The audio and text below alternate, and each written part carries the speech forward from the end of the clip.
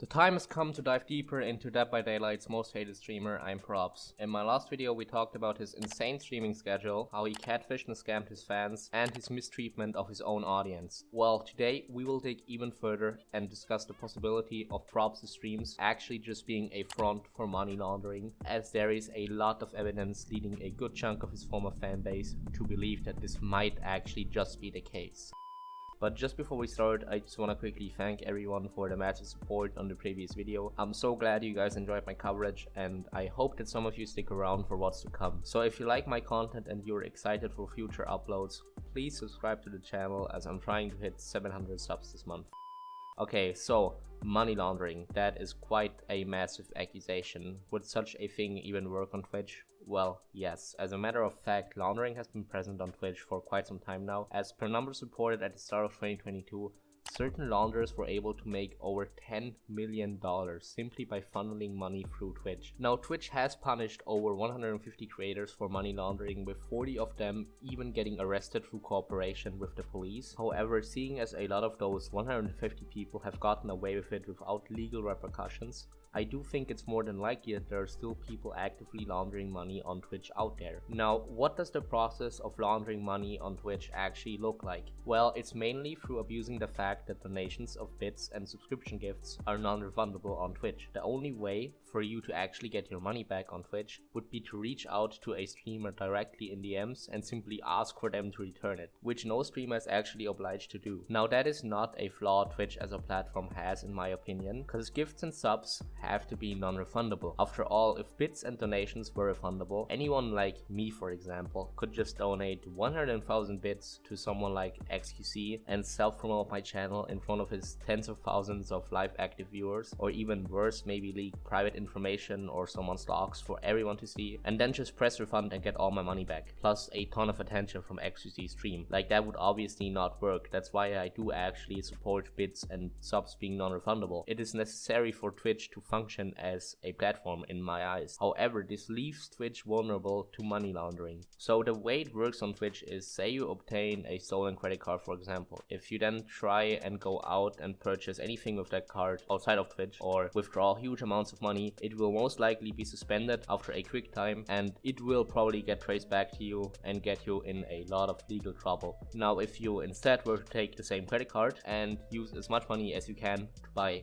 bits and instantly give those bits to a streamer friend of yours, then that bits money will 100% stay with the streamer due to Twitch's non-refund policy, and then you can split the profits 50-50 or whatever you prefer. So once you manage to get the bits through to the streamer, they're essentially safe. You have successfully laundered that cash, because the streamer is now legally able to keep it. And that's exactly how you launder money on Twitch. Make an alt account, steal a credit card, donate to a streamer friend or yourself on an alt account, boom, profit. Don't try this at home, kids, by the way. So now that I elaborated on how to launder money on Twitch, I will explain why so many people believe Probzz is using his Dead by Daylight streams as a front to launder money. Now, the main reason for this is how weird Probzz' gift and cheer stats are compared to literally every other person or popular streamer his size on Twitch. Now, usually around 30 to maximum 50% of a streamer's subscriptions are through gifted subs. Usually the majority of people subscribe themselves. The only way to really push your gifted subs numbers is to do a sub marathon or a subathon, where gifting subs is rewarded through extending the stream or something else. But without special events like these, it's pretty much universal on Twitch that gifted subs make around 30 to 50% of a streamer's total subscriptions, sometimes even less than that. However, with Probzz we have the complete opposite. In January of this year, for example, Probzz got roughly 950 subs, and only around 100 of those were actual real people subscribing. That's an 89% gifted quota, and that's not some kind of outlier month, because the one after that it's the same again with an 88% gifted quota. Last year, before he fell off completely, he averaged a 94% gifted ratio, and even in Probzz' absolute prime on Twitch around 2 years ago, he had over 12.5k subs of his 30.5k total gifted, and that's again a 94% ratio. Now, something is definitely wrong here, because this is not normal at all for a Twitch streamer and is basically impossible possible. For comparison, I decided to look at another Dead by Daylight streamer who used to be around Probzz size in 2023, that being JRM, who now by the way completely surpassed Probzz because he actually provides some sort of entertainment in his streams. Anyway, as you can see here, he manages anywhere between 33 and 50%, the absolute norm on Twitch, meaning something is really not adding up here for Probzz. So how does Probzz achieve these insane donation numbers? Who are the quote-unquote people donating to him? Well, it pretty much boils down to a user called Reexamining with a lot of alt accounts and someone called ImProbzz. Let's look at their bits donations, for example, because these are the easiest to crack. The user Reexamining has donated over 5 million bits to Probzz. That translates to over 50k that Probzz received just from this one account alone. So if this were a real person, they would have to be an extremely dedicated Probzz fan if they're willing to give him over $50,000 of their own cash. And it's more of the same with the other account, ImProbzz. They have donated over 3.5 million bits, which translates to over $35,000 from just this one account. Plus there seem to be multiple alt accounts from this Reexamining person, Punished Reexamining, Big Iron Reexamining, and a now deleted Reexamining account. And all of these accounts have thousands of dollars donated to Probzz as well. And there's one characteristic every single account here has in common. They are apparently such consistent Twitch viewers that they are willing to spend some people's yearly earnings on Probzz, yet they have almost zero presence in any other streamer's chat. Especially the ImProbzz account. That account exclusively watches Probzz. Reexamining can be found on YouTube as well, but again they only really comment on Probzz videos, so all of this is looking very suspicious from an outside perspective looking in, especially since no one in Probzz' actual community is allowed to question any of these accounts. Here for instance I have a screenshot of someone in Probzz' chat asking Reexamining what they do for a living, and they were immediately permabanned with no shot of ever being able to speak in Probzz' Twitch chat again. So these accounts are actually extremely suspicious. Now I'm gonna lead you down a thought experiment here. Let's assume these accounts aren't actually real people, but they are in fact alt accounts who are being used to launder money through the Dead by Daylight stream like a lot of people think. Now, what would this actually mean for Probzz? Well, suddenly Probzz wouldn't be the massive scumbag perpetrator who scams his audience, but instead would be sort of a victim too. Don't get me wrong here, Probzz still definitely 100% catfish his audience, so he's definitely no saint. But if this were all a money laundering operation, Probzz definitely wouldn't be the leader of it, but instead just be sort of like a useful idiot. Now, some of you might probably assume that Probzz himself would be the one using alt accounts to launder money in this situation. After all, he has been verifiably proven to be a massive secret alt account user. Well, if you believe that, you'd actually be wrong, because Probzz can't really be the one running these accounts, because these accounts do interact in chat a lot, and it would simply not be feasible for Probzz to simultaneously stream Dead by Daylight, interact with chat, moderate his own chat on his alt account, and then donate with 4 different accounts at the same time while still playing the game. It's simply not possible for Probzz to run these accounts at the same time as he's streaming. So it would have to be someone else that's laundering money through his stream, who either got Probzz to agree to this deal or might have even forced him. I mean, from the few pictures we saw of Probzz' room, people were able to spot a sign that says stream ! In the background, and him being forced to stream due to money laundering would explain his insane streaming schedule and why he doesn't just stop. Another decent piece of evidence for this theory would be that these insane donation ratios started exactly around the time Probzz claims he moved houses, and let me remind you that he claims he doesn't even see outside ever since he moved. Plus there's another clip of Probzz saying he only eats 500 calories a day, which would be another reason for him to never go outside, because he simply would not have the energy to. I think my calorie intake is like 500 a day, bro. What the hell, bro? This shit's like nothing.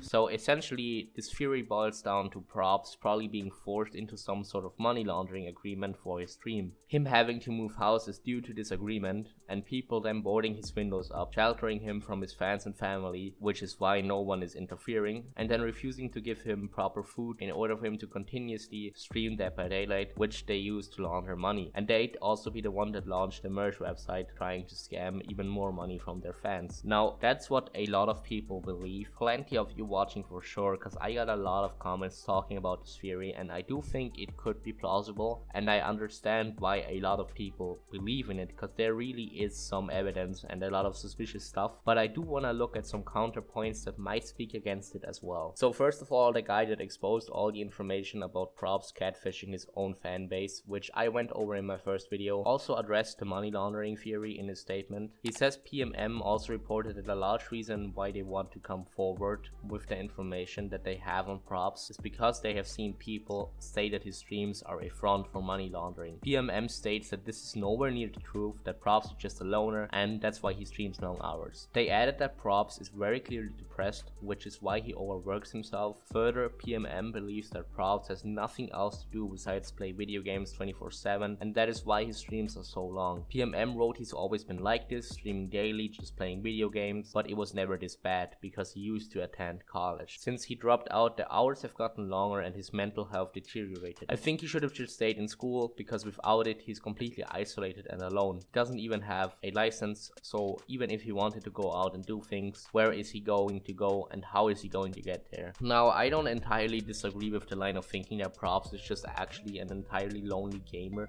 delusional enough to believe that whatever he's doing right now is somehow all for a massive grind, since he just doesn't have anything else to do for a few reasons. So firstly, obviously the person that said this, they exposed the catfishing, so they do have some credibility, which is why I kind of believe them. And also, if Probzz really was approached with an offer, the fact that he agreed to do it just for money would kind of be implausible, because Probzz doesn't really spend money other than on rent and Dead by Daylight, because he doesn't go outside, he only eats 500 calories a day, he doesn't have a license or car, all he does is stream. So he might need a little bit of money for maintaining his quote-unquote lifestyle of streaming, but what is this guy doing with an extra 100k of donations every single year if he doesn't really have any plans to spend it? It would simply be an extremely unnecessary risk for Probzz. Like, I do think that Probzz appears to be a rather greedy person simply through the merge scam alone, but I don't think he'd be greedy enough to potentially risk going to jail for money laundering just to get even more money he straight up does not need or spend. Plus, another thing is, how would these alleged launderers have even gotten in contact with Probzz in the first place, and why did they choose him? Like, Probzz could have just straight up reported him to Twitch instantly after he received an offer from them, and if you're going with the they forced him to do it theory, then how did they force him? Like, they would have had to infiltrate his personal life, despite Probzz being one of the most reclusive people on the internet. Probzz literally shares almost zero information with his fans. I'm not even sure if that guy ever shared his real name, so it would be downright impossible to get close to him. So how would he even get in a position to force him? Because this whole Probzz money laundering operation would have to have started after Twitch already took action against other launderers on the platform, so anyone planning on laundering would have to be extremely, and I mean extremely, careful who they offer their plan to, and I just don't see anyone being able to approach Probzz and convince him to go through with it. But the biggest argument against the theory, in my opinion, is definitely that the accounts donating these insane amounts of money actually sit in chat for hours in Probzz stream and interact with Probzz, which I just don't think anyone laundering money would do. If I was trying to launder money through donating to Probzz, I'd hop in once or twice every stream, donate, maybe stay for 20 minutes, and then go leave and do something productive. Like, there is zero reason to watch Probzz run into walls for 5 hours, because it is downright impossible for any sane person to enjoy even a second of that content, but still, these people stay in the stream. Now, I have presented arguments as to why people believe Probzz is laundering money through his streams, and gone over all of the arguments of the other side who just think Probzz is depressed and deranged. Normally, this would be the time to recap the whole video and leave the question open-ended, but I don't want to be that kind of YouTuber. I actually want to give you guys a solid take here. So after compiling all the evidence, I personally believe that Probzz is not actually laundering money through Twitch.